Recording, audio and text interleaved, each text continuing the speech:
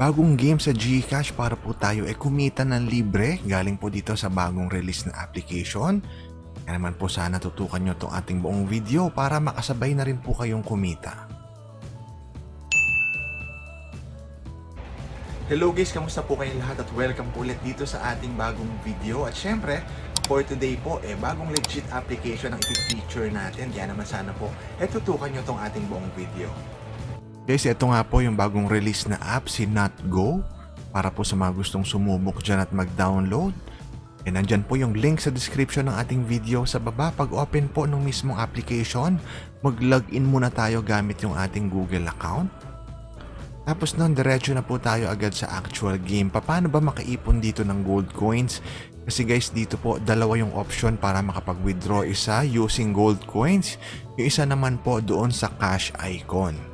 So start muna tayo syempre, laruin natin yung level 1. Dito isosort lang po natin, pagsasama-samahin natin yung mga magkakakulay na mga nut.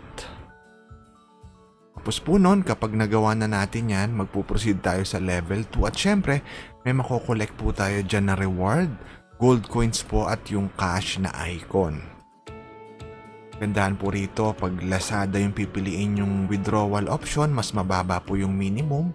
Pero meron din pong GCash na payout option. So ganun lang po yung gagawin. Nakita nyo naman, 11 na cash icon yung natanggap natin at 200 gold coins. Pwede raw yung madoble kung tayo po manonood ng ad or ng short video.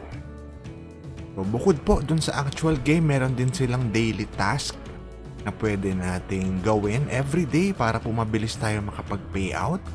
Again, NotGo ang pangalan po ng application na to. Kung gusto nyo subukan at i-download, nandyan po yung link sa description ng ating video sa baba. So, naipakita natin yung actual game, yung daily task. Ngayon naman, punta tayo sa payout method or sa payout option. Unahin natin guys yung cash icon. Yan po, cash out. Ang minimum po sa GCash, 550 pesos. Dito po yan sa cash icon.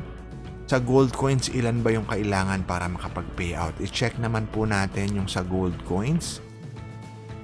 Kung ilan ba yung kailangan dyan. So, ang option po rito sa gold coins, pwedeng Lazada or through GCash. Kapag GCash po yung piliin natin, 200 pesos po ang kailangan nating ipunin para makapag-payout tayo gamit ng GCash. Dito po kay NotGo.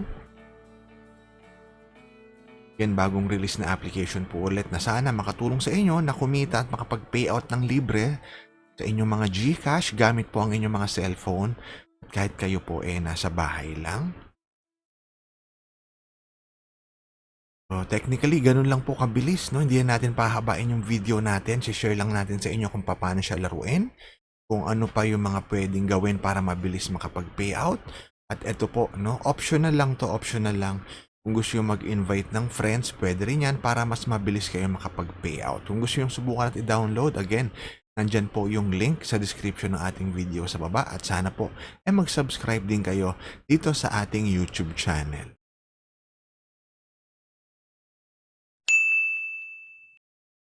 At guys, syempre po itong na-feature natin na video for today ay for educational purposes only.